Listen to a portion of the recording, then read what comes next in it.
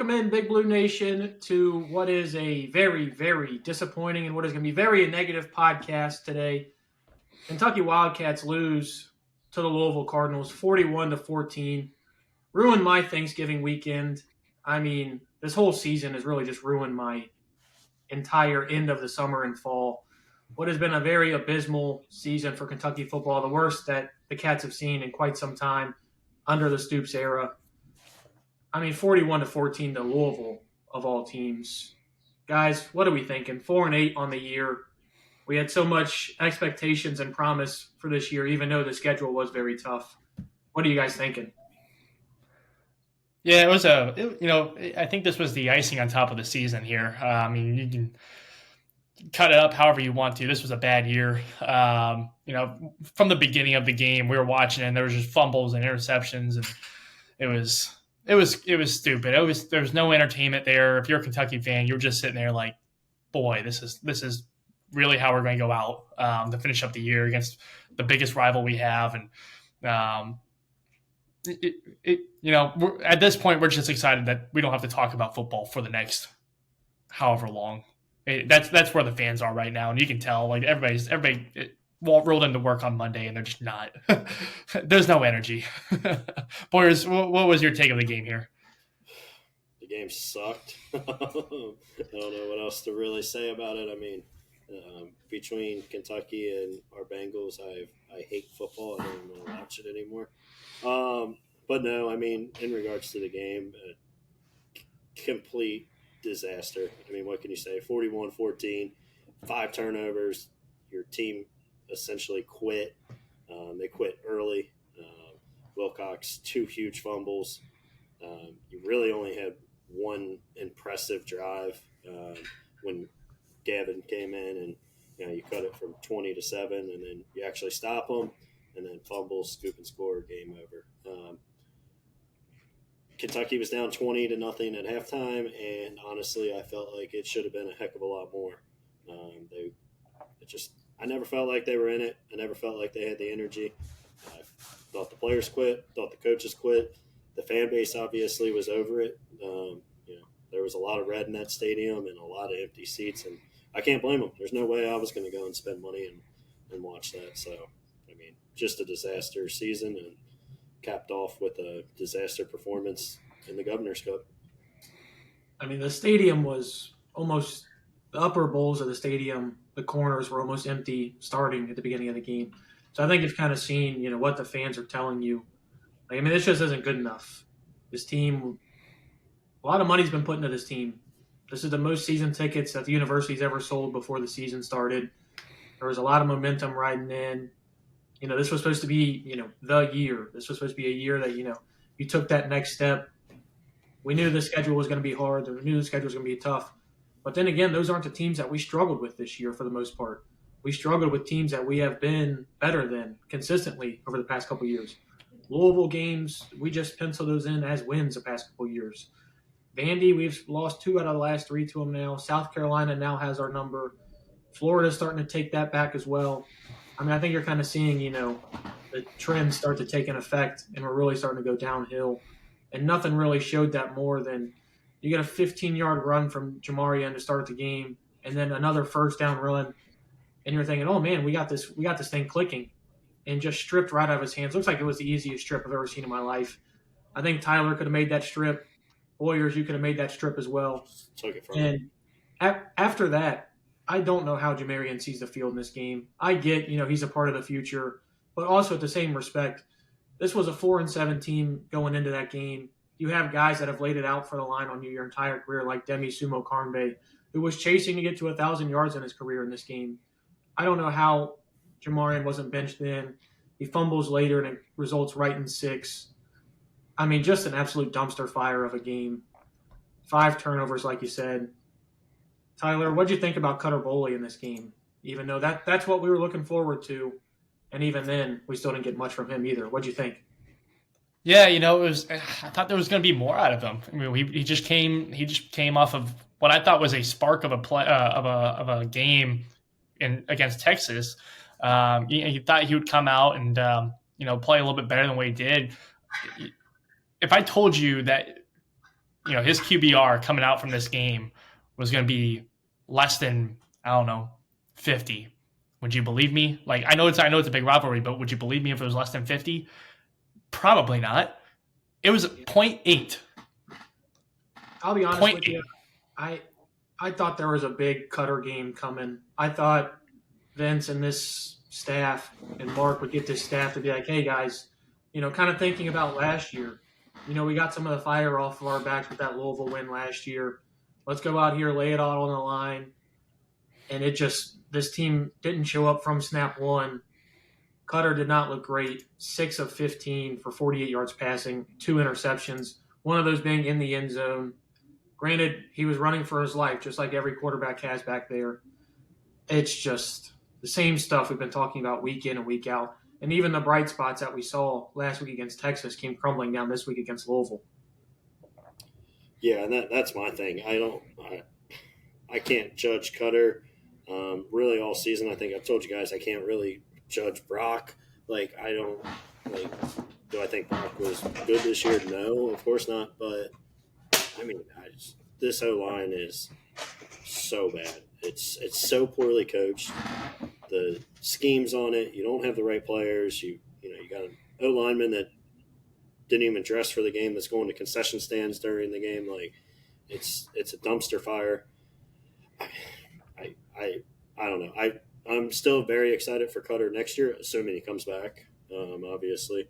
But as far as this particular game, I don't have any feelings one way or another. He didn't look good, but the offense as a whole has been gross all year. Tyler, and this was really your first year of paying, sole attention to Kentucky football program. Being an outsider, you're not necessarily a Kentucky football fan. What was your thoughts on the entire season as a whole? Because, you're not used to – you've actually seen this team as like the Mark Stoops-led team where they, go 7-6, 8-4, every now and again get to a 10-3 season. As your first year covering the team, I mean, what do you take from a 41-14 loss against an in-state rival where you just never showed up? I had a little more hope coming into the season. I was sold that it was going to be a different season that ended up being. What we're seeing from Mark Pope and the Kentucky basketball team, that's kind of what I was expecting from the football team. It was kind of, and I let some things slide early on. I was like, maybe it's, beginning of the season, early season jitters, and, you try to let some of that stuff go. But as the season progressed, it just got more and more disappointing as the season went on. Didn't seem like we could ever get the quarterback position right. Didn't feel like we gave him an offensive line to ever give the quarterbacks a fair chance. I think the most consistent part was Demi Sumo Karmbe here. I thought he played pretty well. And then Dane Keys throughout the season was, for the most part, reliable. But, just didn't seem like the other pieces ever came to fruition on offense. Defense held pretty strong on the run game for the most part. But then there was just times where your star players, Deion Walker, some other guys, they either weren't at the game or they weren't playing hard. It was just frustrating to watch. Hopefully that's something that the team can grow on this offseason, and I have big hopes for it. But, coming into the season, I had higher expectations than what ended up happening from this team. So, I'll leave it to you guys a little bit to break down what we'll break down this offseason here. But 4-8 was I think Cam and you and I both were going back. We're like, is it going to be 9-3 or is it going to be 8-4? Are we going to make the playoffs or are we just going to miss it? What bowl game are we going to? That was the expectation. Undefeated at home. I knew that wasn't going to happen just because Georgia was rolling in. But, I mean, we've got to get the home woes figured out. I mean, you can't expect fans to keep coming to games when you consistently lose at home, except for beating teams like Ohio, Murray State. I mean, we've just got to find ways to win at home. And we've got to get this culture figured out. Boyers, I know that was something that you were talking about mainly. I mean, what is going on? Like, that was the staple of a Mark Stoops-led team. Him and Vince were, those were the guys. They were, don't show up late, get stuff done. We'll let you be free off the field. But once you're inside those four walls, you do stuff the way we want to.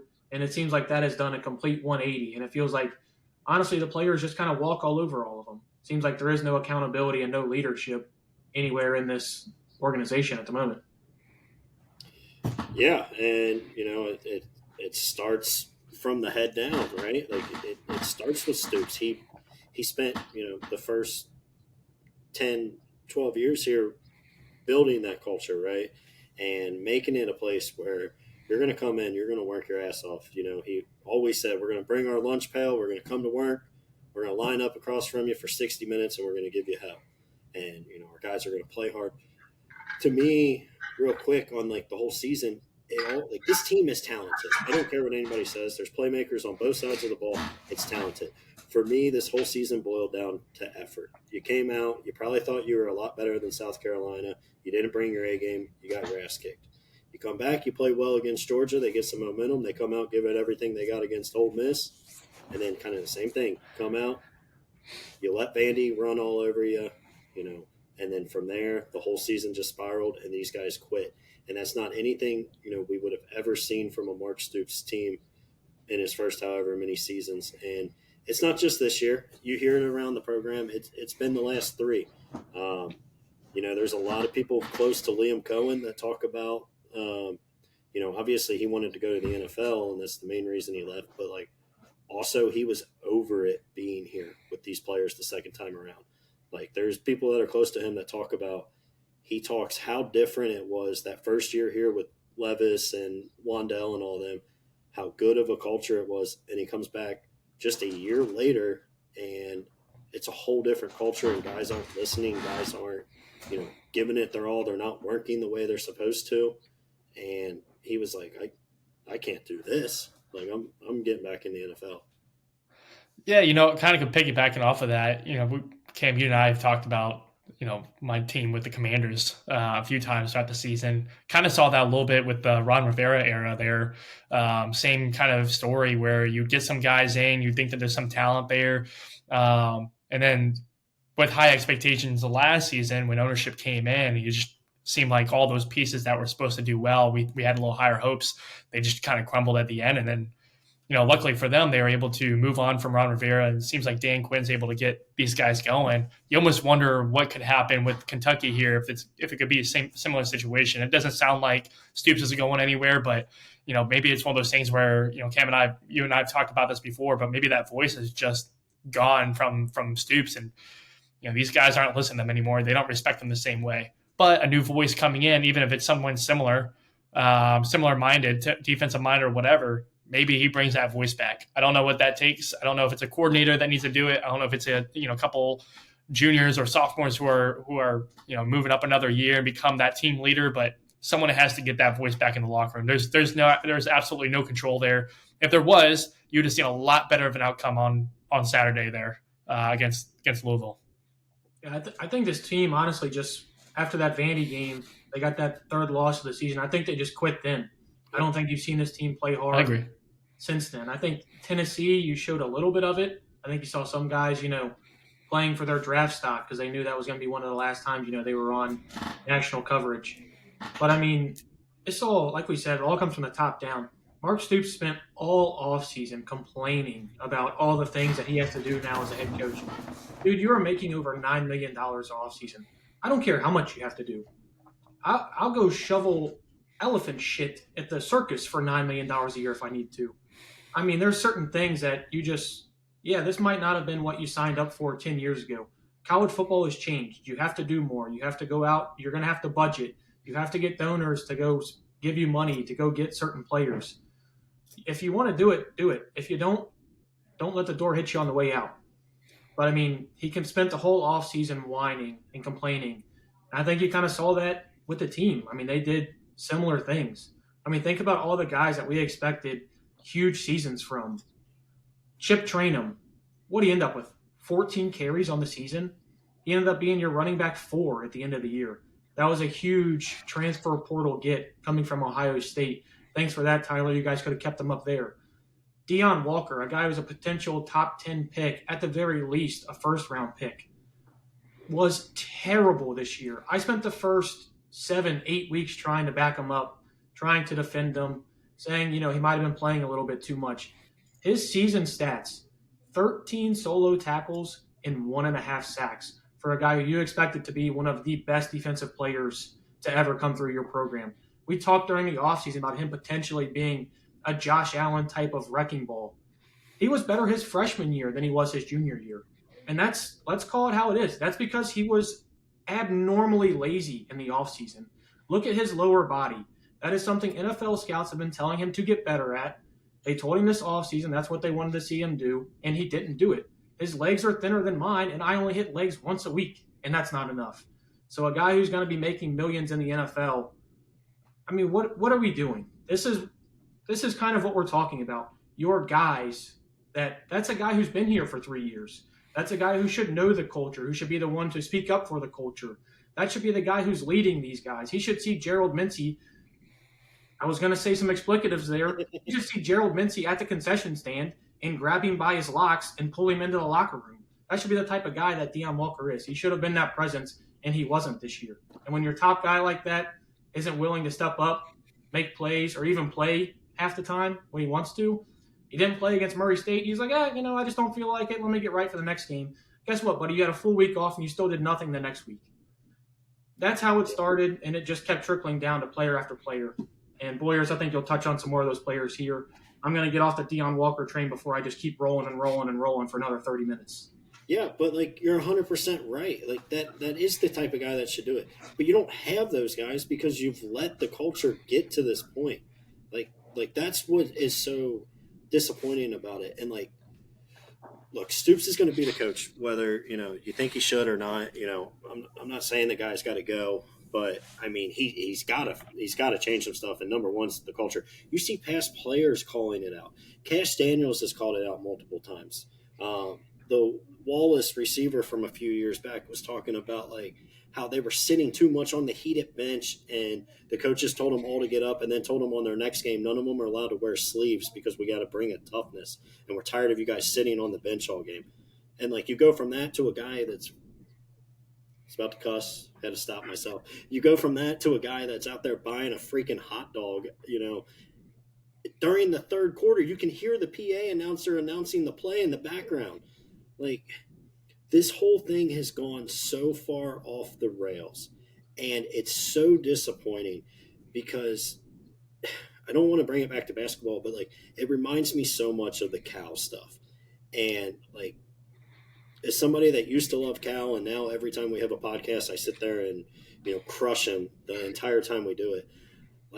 I don't want to get to that point with Stoops, and I feel like I'm going to, and that was my biggest reason. I kind of wish he would step aside, is because if he left after this year, I think everybody would have fond memories of him. But it's very similar. He's hiring his buddies. Woodford is his buddy. That guy, this O-line has been awful. And you bring him back after he leaves you in the middle of a recruiting visit to go to Alabama because he's your buddy. That's the stuff Cal did. He didn't surround himself with the best staff.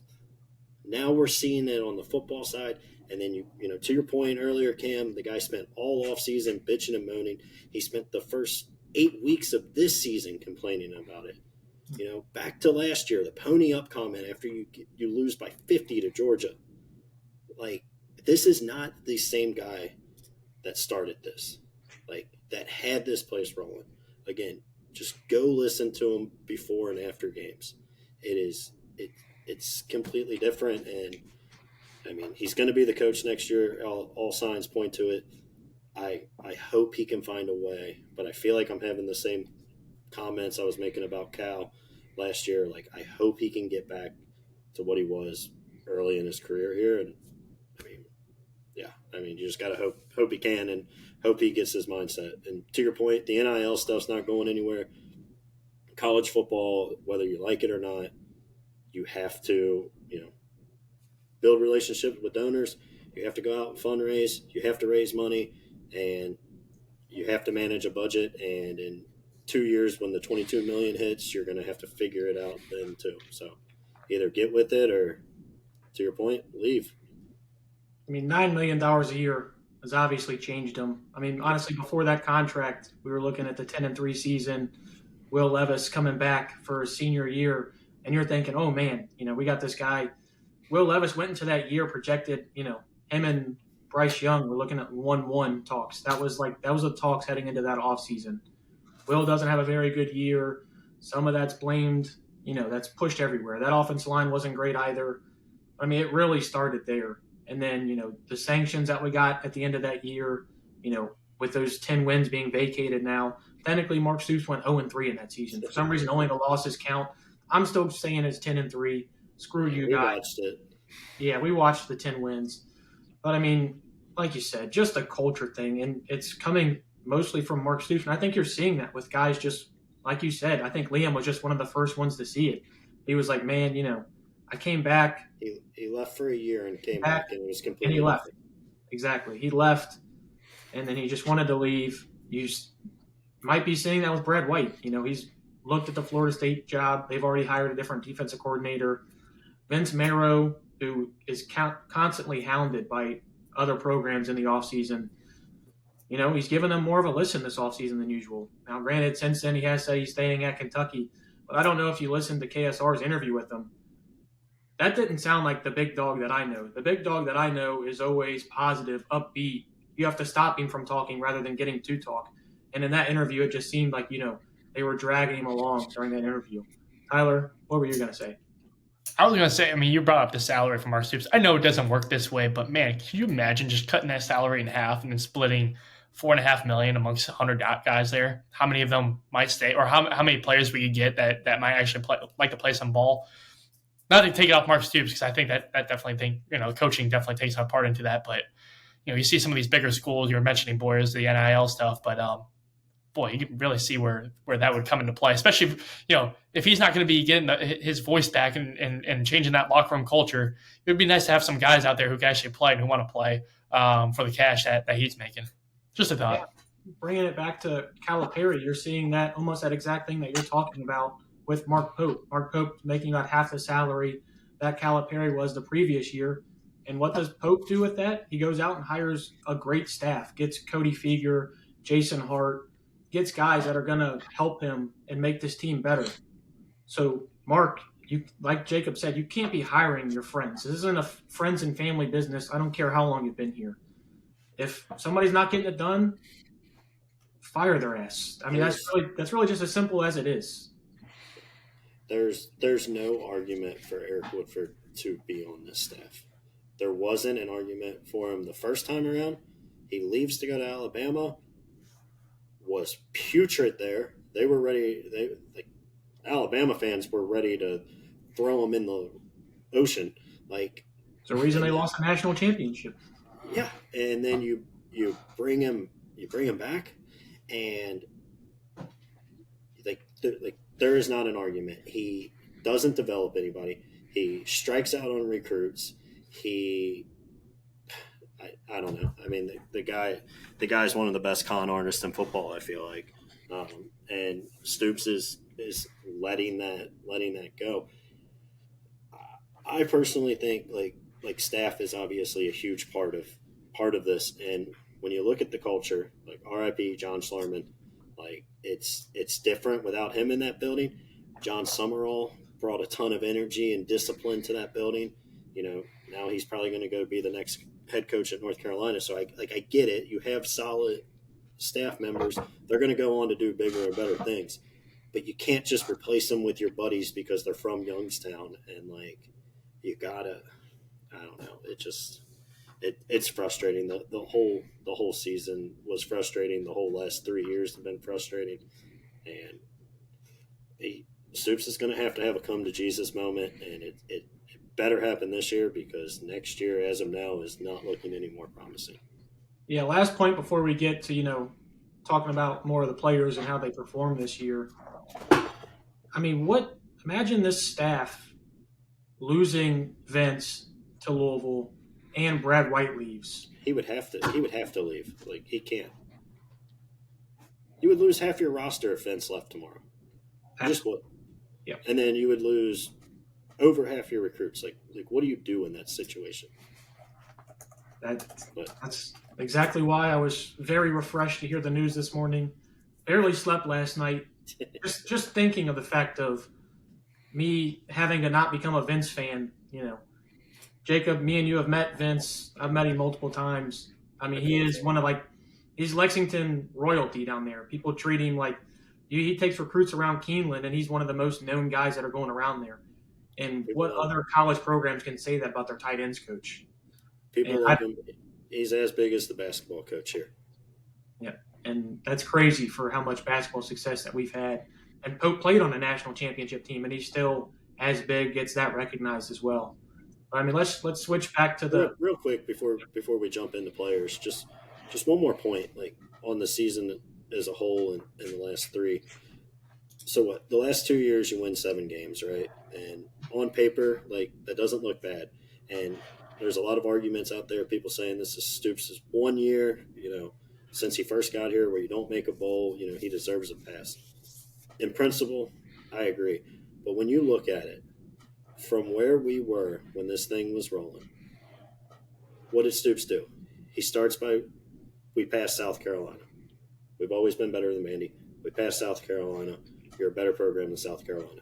Then you're a better program than Missouri. Then you get to the point where you're beating Florida consistently. You get to the point where even though Tennessee was still beating you, there were a lot of seasons where you were a better program. You won more games. You were, continuing to grow. You were playing Georgia tight a lot of games. Obviously they were still national champions, so you weren't going to go out there and beat them. But, you were the team that Georgia said that's the toughest team we play every year. Yep. And, Alabama, you go play them, and Saban's talking about how our guys are more banged up against them. So you were ahead of Florida, you were ahead of South Carolina, you were ahead of Missouri, you were close to Tennessee, and you were a few key players away from Georgia. Ahead of Auburn, I think you can throw in there as well. Yes, Auburn, and more teams in the West, Mississippi State, all those. Yeah, of course. Like, right now, you're about to get passed by Vandy. Like, I think you're already past. That's what's so – yeah, they beat us 2 out of 3 years, but, like, that's what's so concerning is, like, this doesn't just, like, get better. This wasn't just a one-time thing. There's a pattern showing that, like, these SEC schools that you passed are all coming past you, and there's a real scenario where if Stoops hangs around for, let's say, 3 more years, you're going to be bottom 2 or 3 in the SEC all 3 of those years. I mean, it's going to take a massive overhaul to get back to where you were, but like everything he built for those first 10 years, it seems like it's crumbled. Like I don't see where they continue to compete in the SEC. Yeah, I'll hop on that.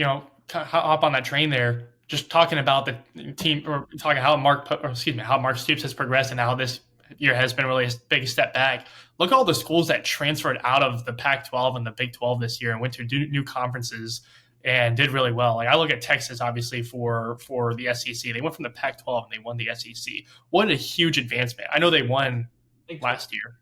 Sorry, Big 12. I know they won last year, and they were successful over there. But that's still a huge jump to go over to the SEC and win that. So many other teams have done the same thing here. Kentucky sits just ahead of the Mississippi State Bulldogs here in the SEC. That's the only team they beat in the conference. It's only because they won one more game, which is one game in the SEC. But they were the worst team in points scored all year. They're near the bottom in points allowed. Their home record stunk. Their away record stunk. There was really no win streak ever. So, that's a huge drop off. But I guess with that, gentlemen, why don't we hop into this offseason here? What do we need to do to get better? That's such a loaded question. I mean, I think we just got to look at the roster and just look at the roster turnover that we're going to have. I mean, before we even get to the turnover, let's just think about we haven't really even dove into the players outside of Deion Walker, really. Think about the guys you needed a lot from this year and you got nothing. Think about the guys who overperformed. I can think of Demi overperformed. I think you can say Dane probably performed right about where you expected, so he probably didn't overperform. I would argue Dane overperformed just from the aspect of how bad this offense was in general. Yeah, I think quarterback play, all that, he still went out and did his thing. So if you put him in a better system, he's probably having a much better year than we think. Yeah, and I think Derek Jackson and Zion Childress are the only 2 other guys that you can say overperformed what you expected from him this year. Pop Dumas Johnson had a good year. That was expected. I think everybody else, and Alex Rayner was a lot better than expected as well. So let's give him his credit. Hopefully, we can take home at least one award this offseason with the Lou Groza Award. I mean, it's bad that we're begging for a kicker award, but God, we need something to go positive for this organization right now. But, I mean, just looking, Brock, I mean, granted, like we said, you can't put everything on him, but you've got to say it was a disappointment coming into the year. I mean, Chip Trainum, you got nothing from him all year. That was a huge offseason addition for this team. That was a dumpster fire. I'll push back on him just a little bit because, I mean, the guy did break his arm before the season started and got hurt right when he came back. So, I mean, the fact he even tried to lace it up against Florida, to me, says something because he could have just sat out and had another year of eligibility to decide what he wanted to do. I mean, Brian Robinson got shot in the leg and had a pretty decent rookie year. I'm just saying. The guy for a running back, I don't think that's the best argument, especially when he was paid a lot to come over. But yeah, I get what you're saying, but he was also only expected to miss the Southern Miss and South Carolina games to start the season, and didn't end up playing until Florida. And then even when he did get back, we were choosing guys like Demi, Jamarian. Even Jason Patterson was playing over him until we decided to start pulling Jason to keep his red shirt going. So, I mean, I would say that was a disappointment this season. Barry and Brown, I mean, man, it feels like the last 2 years have been disappointing. You expect them to take the leap. And I think we're starting to get to the point where you got to talk about this staff and just development problems. Who's the last wide receiver? I mean, Dane is about the last receiver you can think of that is actually developed as a true receiver. Wandale Robinson came in here and he was kind of just that guy. And really, everybody else, it just hasn't happened. Yeah, I would argue it's a staff issue, but for kind of a different point, the point of work ethic, right? Like Barryon is another guy, you heard it all the last 2 years. The dude did not work hard. He admitted it coming into this year. Do you remember when he was talking and he was like, I haven't given this team what I needed to, now playing with Brock and this and that has got me revitalized. Like, where the hell was it? Because I didn't see it. Like, he was the same player that he's been all 3 years, and I feel like solely 100% on him. They talk about how hard of a worker Dane Key is. He's the one that got better every single year, seemed like got better every single game. And then you have Barryon who, every once in a while he made a great play, but for the most part was sitting there arguing calls, bitching about not getting the ball, not working in practice, and it showed. Like, he was a non-factor this year. He should not have been your number 2 wide receiver all year. It should have been Macklin. The guy was majorly underused, but they felt like there was this entitlement to Barryon that you had to play him. Like, it should have been made very clear early in the season. Barryon's going to be our punt specialist, and we'll bring him in to maybe run some screenplays and stuff like that. Bring him in every once in a while, but if you had Dane Key, Macklin, and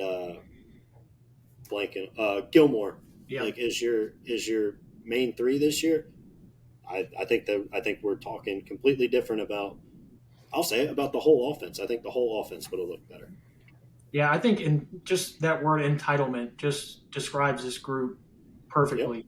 I mean, you're looking at guys like we said, like Dion, like Barry, and 2 guys, very high recruits coming out, guys who had made big plays in the program, guys who expected to be leaders.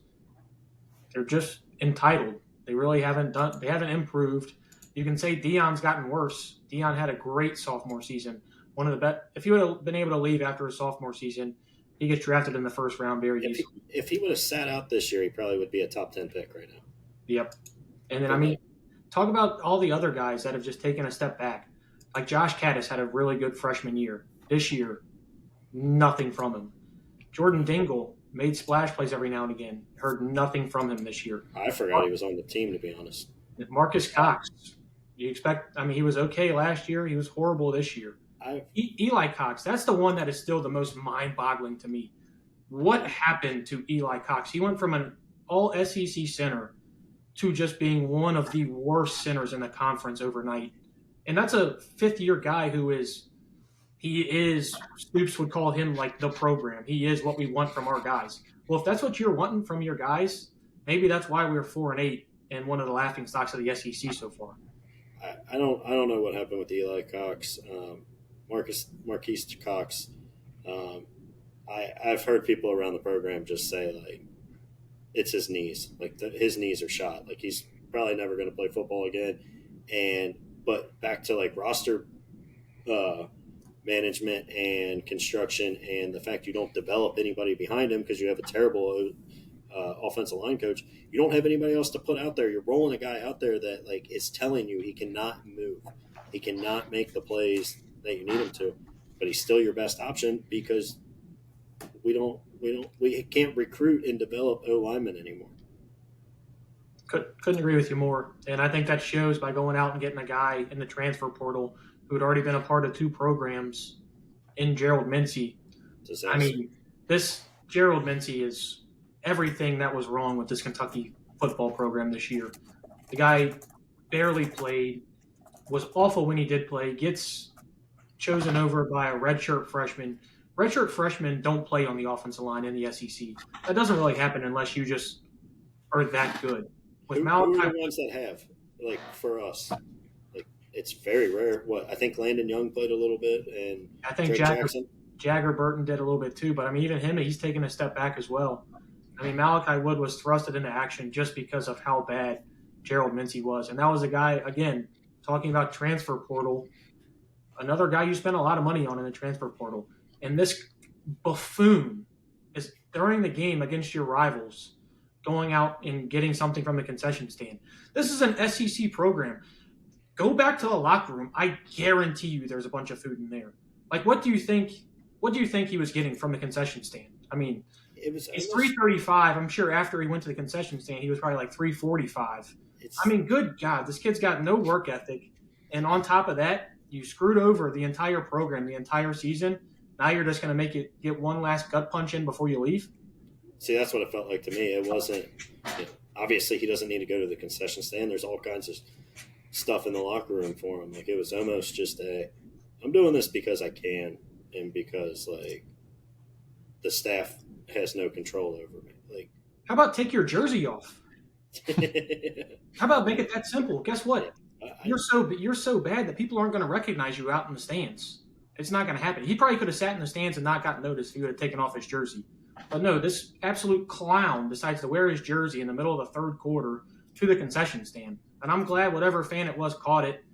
And unfortunately, there's really nothing that we can do about it now because he is a redshirt senior that's not going to be a part of this program. Wow. But boy, man, I wish this guy was a part of this. I don't even know. He's just been an absolute disaster. And all these disasters that we're just talking about, that's just the offensive side of the ball that we've talked about. We haven't even gotten to the defense yet and what guys have underperformed and what guys didn't perform to that. Tyler, you've been on the Deion Walker train. I tried to, halt the train a little bit. Start talking about Deion a little bit and what you thought there. Yeah, look, again, coming to this season here, I was told that Deion Walker was maybe our best guy on the team, and I kind of gave him the thought that he's going to be the Aaron Donald of the team, very big guy, dominant force up the middle, not going to let many run plays, maybe disrupt the pass game a lot, and I just didn't see it. Yeah, I mean, I just didn't see it. I was genuinely surprised, and in some senses, I'm like, I wonder if this guy is going to get drafted. I know he was projected to be a first round pick this year or for next year, the way he was playing, but it just makes you wonder if his draft stock dropped, and if it did, how far, if he actually does get drafted, and we'll see what goes on from there. I think for me anyway, if he were to come back in any way, I'd be like, hey, you got to step up and play some ball. Otherwise, we got to find someone else that can play. I have no idea how much he makes in the NIL, but there has to be some other people who are willing to take his position and play in the SEC and play at a high level. That's a lot of film that you're putting out there against top talent in the conference, and he just didn't do it. There's a lot more. I hate to refer to someone like this, and I know we did it earlier in the season out of frustration, but he reminded me too much of Albert Haynesworth than Aaron Donald. And I feel like the way he was projected to come into this season, I felt like he should have been more Aaron Donald style or Chris Jones style, or whoever else fit in a name player here. He should have been one of those guys and not the other way around. Yeah, I couldn't agree with you more. Jacob, you got to watch Dion as well as I did all the year last year, causing havoc. What kind of expectations did you have coming into the season for Dion, and how disappointed were you in the season that he gave us? I mean, same as everybody else. You watched him as a sophomore. Like Kentucky didn't get guys like that. Like he was a freak, and he was so damn talented. And you heard every coach we went up against, every single one, when they were talking about Kentucky, what were they talking about? We got to find a way to slow down Dion Walker. Like by the end of this year, like, coaches weren't even game planning for him. They know he was going to take plays off. They know he wasn't going to play hard. I mean, early in the year, it felt like there were flashes where he kind of still looked like the same guy. But, like, to your point, late in the year, like, I didn't even notice the dude on the field. And this was a guy that was being projected as a top 10, top 5 pick. I mean, he cost himself millions this year. Millions. Like, he's going to go from a top 5 to top 10 pick. He's still going to be drafted, but right now he's looking – they're saying he may sneak into the late first, but most likely second round. But, like, I don't know what the exact number is, but between pick 10 and pick 40, like, there's a lot of money that, like, he left on the table, and it was just simply because of work ethic and discipline and not giving it his all. And, I mean, he's got no one to blame but himself. You know, maybe he'll get to the NFL and something will click and he'll start working his ass off and he'll be dominant. And, you know, who knows, maybe in 5 years people are going to be looking back and being like, how did Dion Walker fall to the second round? But I don't know. Like, he's got all the talent in the world. Same with Barryon Brown. Like, if those two just came out and worked, like, this, they could both make a ton of money in the NFL, or they could both be they could Barryon could never play in the NFL and Dion could be out in 4 years. So I mean, Dion, the saving grace for Dion, if he does get drafted in the NFL or to be in the NFL, and let's say it's even like a third, fourth, fifth round pick for that matter, he'll go into a program that is getting paid a lot more, and there's going to be a lot more money involved, and there's going to be higher expectations. He's either going to have to perform, or if he doesn't, especially if he's not a first or second round pick, he will get cut. They won't keep him around. They'll move on to the next guy. They'll find someone off the street and they say, hey, this guy can play a lot better. We only have 53 spots. There's not 120 spots that we can fill here on the roster. You're just going to go. Luckily for Dion, NFL draft, 90% of it is about projecting what they can do in the next level. And when you look at him with the measurables, 6'6", 350, with movement skills like he does, I don't see any way, especially with the combine, I don't see any way where he slips out of the third round just based on talent alone. I think that's minimum the floor. I'd honestly probably say mid to late second round. I mean, you saw a guy kind of like him in T'Vondre Sweat, who had a DUI in the offseason, get drafted 37th overall by the Titans. So I kind of think that's probably where his floor is at, especially with how much the league needs defensive tackles. Right. But we'll lay off of Dion Walker, because all that being said, I'd still love to see him in stripes next year, because boy, do we need help up the middle. So I can't say all this and then want us to draft him. But let's talk about the defense side of the ball. How many guys we're just going to be losing being seniors? Max Hairston, redshirt junior, he'll be leaving. Trayvon Ripka, senior, he's gone. Octavius Oxendine, senior, gone. Dion Walker, we talked about, gone. J.J. Weaver, senior, gone. Derek Jackson, senior, gone. Optimus Johnson, senior, gone. I mean, Zion Childress, Christian Story, gone. And then, I mean, I know it's not saying much, but having a great kicker in the SEC never hurts either. Alex Rayner, also gone. Look at how many guys you have to replace. And did we see that many young guys step up to where you feel confident about that next season? No. And real quick before I make my point on the defense and roster for next year, one guy I do want to give a shout out to is J.J. Weaver. Like he is a guy that all the stuff we've talked about, like the culture and this and that, like he's kind of the guy from like the old regime almost, like that dude embodied what it meant to be, a Kentucky football player. They said he sat on the field after the game for 30 plus minutes when everybody was off the field, and he sat there and looked like someone just killed his dog. Like he couldn't believe he just played his last game for the school. And like I just wanted to give him a shout out. Yep. There were times we wanted more from him, but I think he gave you everything he always had, and he was just a guy that worked really hard. But to the point of the defense for next year, like it's obviously got to be a whole new group. To your point, there's no young guys you feel overly confident in. And not only that, Kentucky's got a scholarship problem next year. Like, I don't know how many people really pay attention to it, but scholarships are going to 105. And they already have too many recruits, too many players, and like you haven't even touched the portal yet. So you're going to have to ask a lot of guys to leave and then go try to fill almost a whole defense out of the portal. Like it's messy, and they're gonna be in trouble next year. And I mean, obviously you got to go grab guys from the portal, but I just don't know how many spots you're going to have available. I mean, do you? It's tough to say, but with how much they've been swinging and missing in the transfer portal as of late, I mean, how confident are you guys that they're going to be able to pick guys out, talent evaluate? I mean, really, the only transfer you can say that was, kind of like a hidden gem that they brought in that helped was Zion Childress. Zion Childress was amazing for this team. I mean, yes, Pop Dumas Johnson was very good for this team as well. But I mean, that was kind of expected. This guy almost won, the Butkus Award, 2 years prior.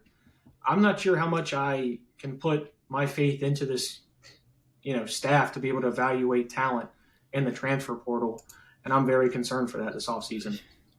I feel like this year, like obviously there were a lot of misses with Mincy. Brock wasn't what you wanted. But, I mean, I still feel like they, for the most part, have done pretty well in the portal.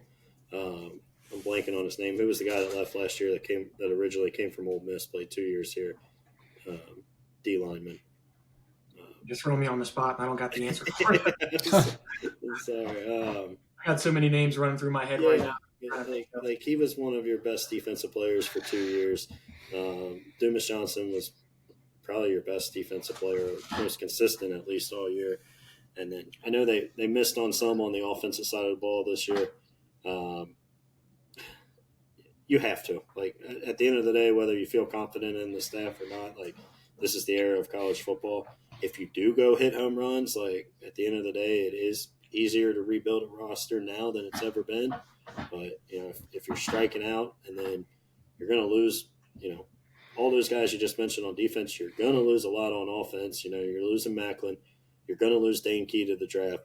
Barryon's probably transferring. You're losing. Got to find a way to keep Macklin. I know it's not going to happen. He's already posting his highlights out there for everybody to see. But, I mean, that might be your receiver 1 to start the season next year. I mean, he should be, but you didn't use him this year. He had 13 catches, and he was, with Dane Key, your best receiver this year, and you threw him the ball 13 times, or you let him catch 13 passes. So, I mean, I can't blame that guy.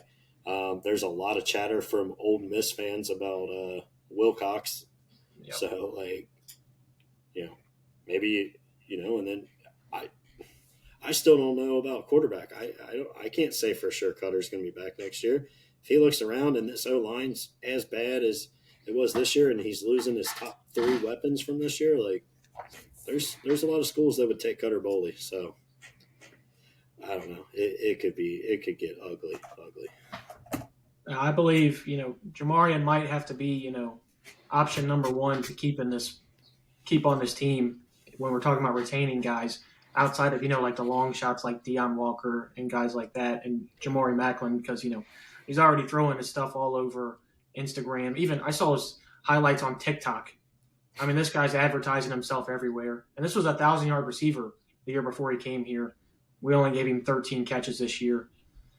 With the loss of losing Marquise Davis, the 4-star running back, our highest-rated recruits in some, flips to, Missouri. Yeah. SEC rival. Lose him. You've got to be able to find a way to keep Jamarian because I was really looking forward to seeing what Marquise Davis could do in blue and white, but we're going to have to learn how to stop him. Now he's in the ugly gold and black. Yeah. 1 point real quick on him. Like, that's a guy you've had locked up for over a year. Yeah. Like, and then you lose him at the last minute. 3 days before signing day. And then, I know you kind of crushed his brother a little earlier, but to not get that guy here, that guy committed back in the spring. both of his brothers played here. Like, how bad does it got to be for that dude to be like, I'm not going there. Like, I'm going to go to Clemson. And, I mean, he had offers from over 20 schools. So, like, he's obviously an O-lineman that people want. And then you can't get the guy who the other two members of his family were in this program after he already committed. Like, it's a horrible sign. Do you think that says anything for the future of Josh Caddis? I mean, we have young tight ends behind him in Willie Rodriguez, Kamari Anderson, and one of our highest recruits now, Michael Skinner, also a projected tight end. Do you think that has something to do with it, or do you think it's solely just Tucker? I mean, I don't think it has like to the aspect of like him wanting to play with his brother and like thinking his brother's leaving. Like, I don't think that's necessarily it, because it's not like Josh Caddis is going to be getting looked at from Clemson when he leaves here. But I do think like he's probably gone, and there's probably a lot.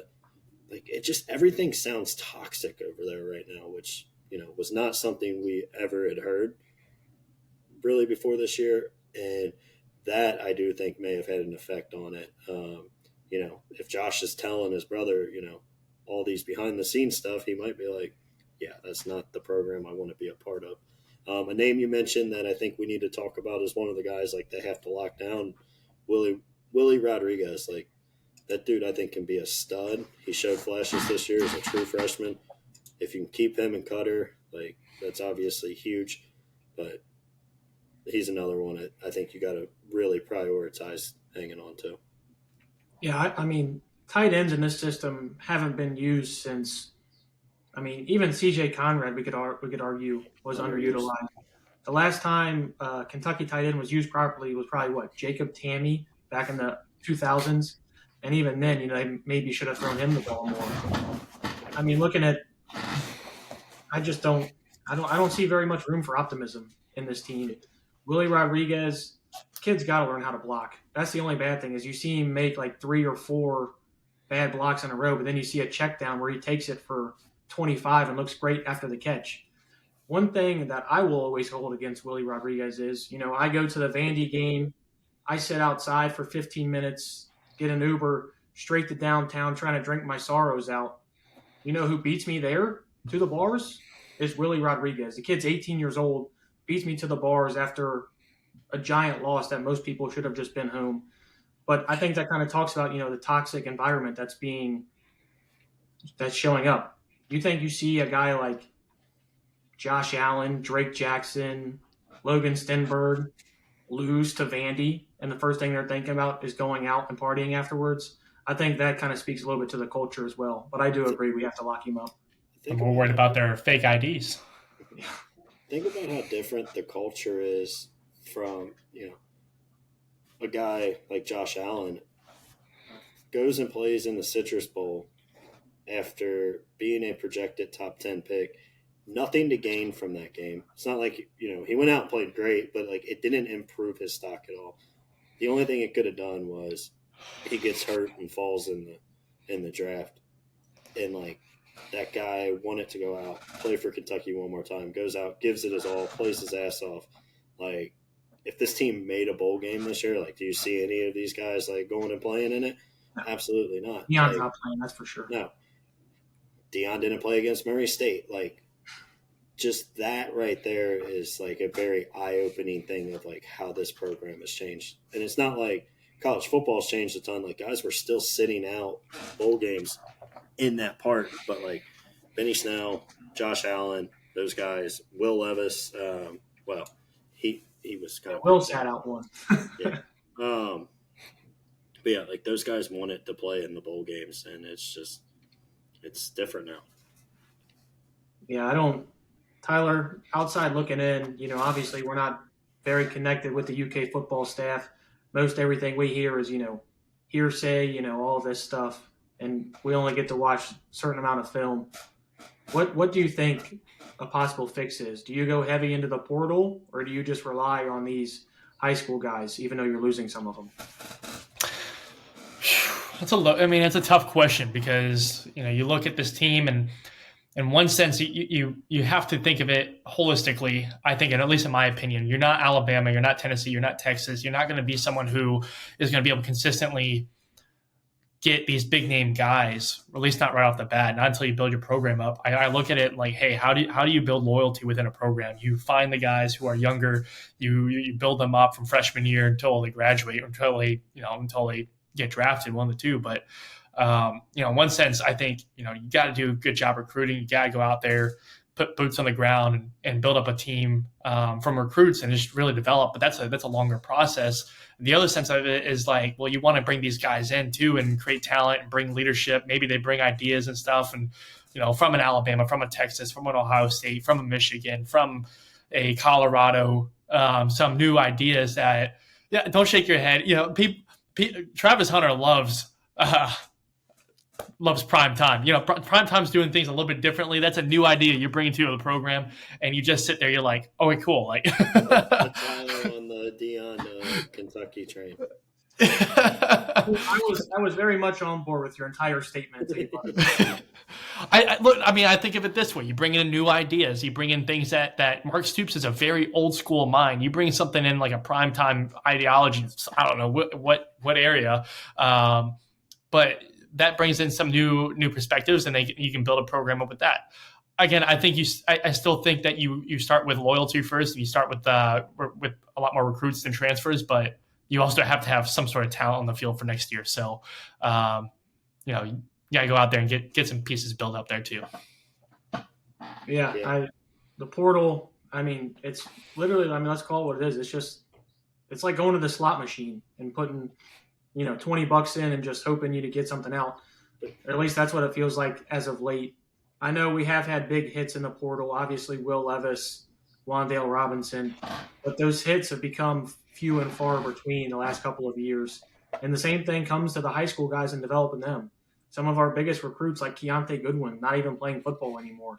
Like, these are the guys that, we have been so high on and what we thought was going to be, the future of our team.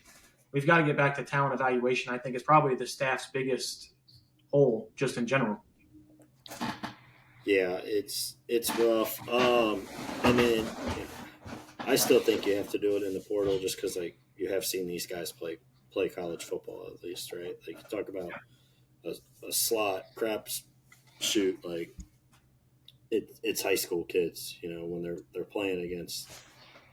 It's not like basketball where you're watching the top guys all play against each other in AAU. Like, you're watching them all play at a different level, and you're hoping they're good. Now, obviously, we got to have better talent recognizers and also developers when it comes to these young guys. And that's back to my point of, Eric Woodford, the guy hasn't done anything with any young linemen.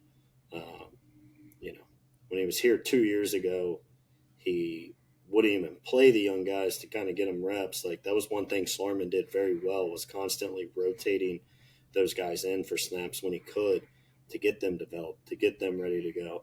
And Woodford didn't do any of that. I don't know. I feel like 90% of this could be fixed for better if you would have a solid O-line. And I don't foresee that happening just because I don't think we have the talent on the roster now. And when the really good players hit the portal, there's going to be a lot of really big schools that are going to want to pay them a lot of money to go there because everybody needs O-line help. So I don't know. I don't see a fix. I do want to ask you guys, just thoughts on Bush Hamden and kind of, Stoops said he's not making a change. I agree. I don't think you can, be on your sixth OC in 6 years or whatever the hell it is at this point. But just want to kind of get your guys' thoughts on that. It's so hard to judge what Bush did this season because you watch plays develop. Yep. Once, Brock, Cutter, or Gavin are on their back, and you're like, oh man, that was actually open if we just had 2 seconds to block. But then again, you are the offensive coordinator. You have to make adjustments. It seems like we never made those. So from that perspective, I wish he was better at in-game adjusting, stuff like that. But, he also just got dealt a bad hand. He came in very late to the season.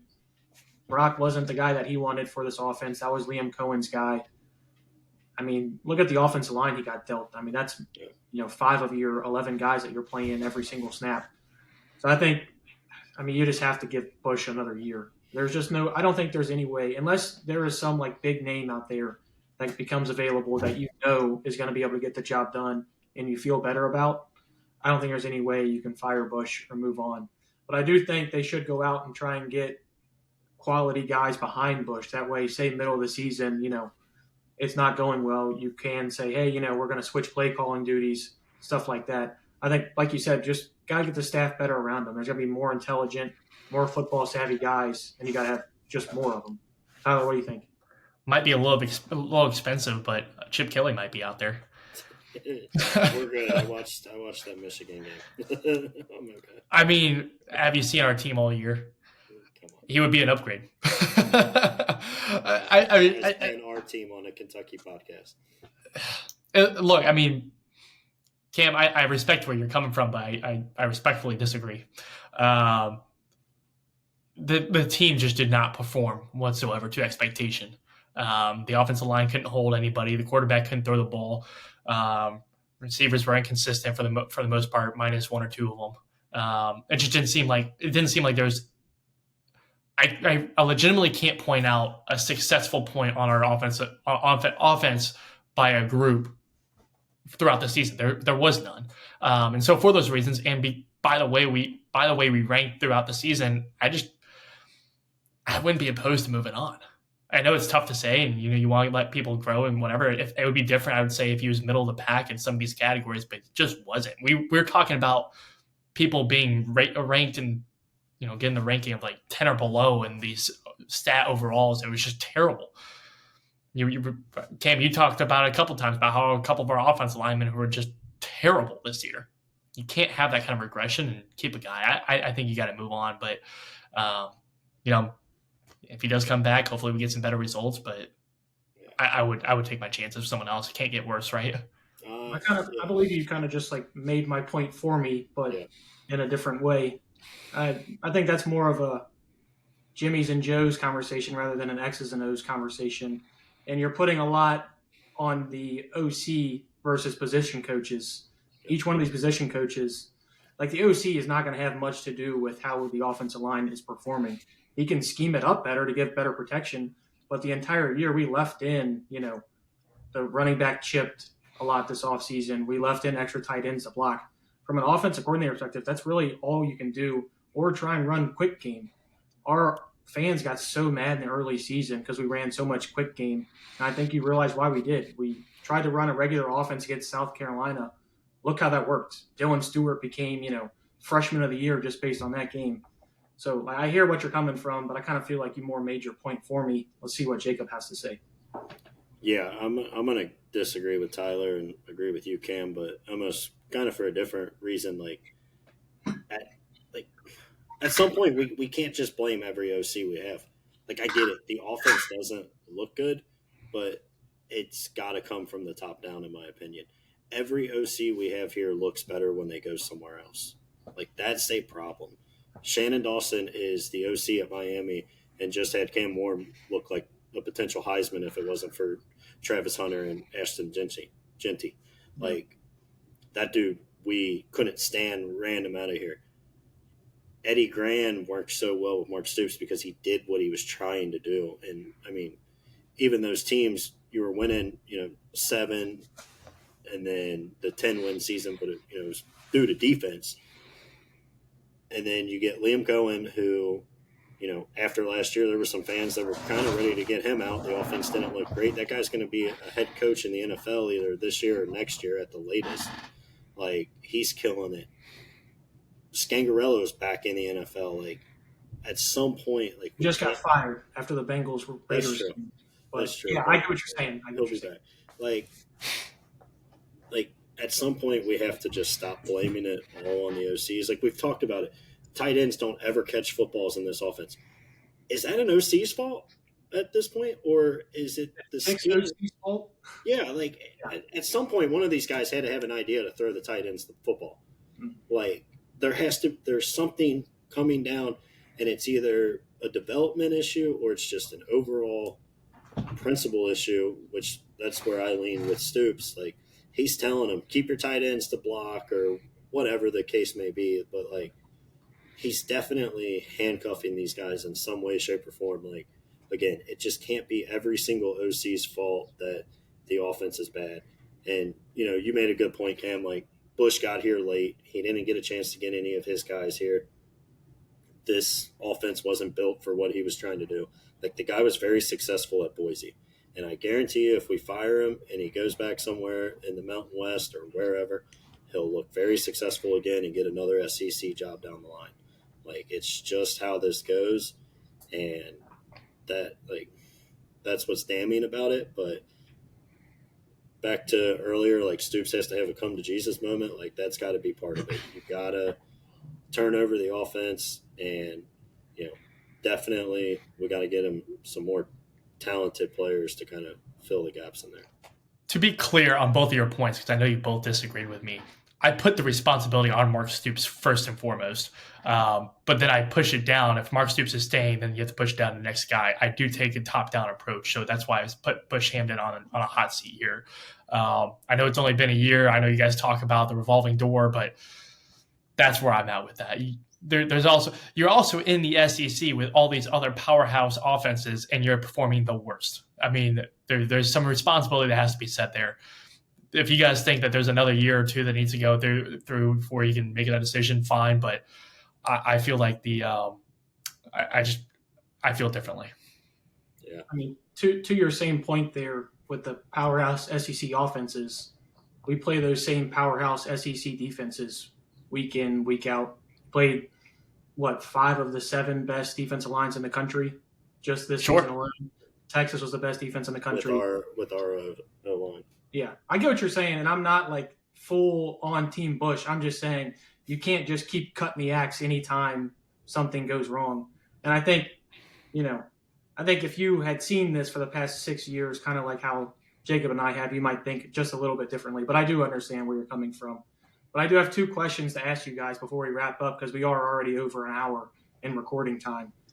So last year, we took in 13 transfers in the transfer portal. Give me your guys' guess, over or under this year? They need to go over. They're going to have to rework the roster, I think, to get to that point. But I'll say they figure it out. They'll have a lot of guys transfer out, and I'll say they take more than 13. Tyler? I'm in agreement for actually pretty much the same points there. I think there's going to be a lot of people leaving that you're going to have to replace. You're going to end up going out and getting more people. Yeah, I hear what you guys are saying. I'm going to take the under just because I think they were trying to get back to their roots and develop guys from the high school level. They're still going to take in transfers. They're going to try and, take some swings at that. But if you listen to Vince Marrow's talk today, he's talked about how he thought they took in too many transfers last year, and that's how, that was part of their problem this year, is that they had too many guys coming in with different mindsets coming from other programs. I could see it going either way. Granted, if you're getting good transfers, take them in.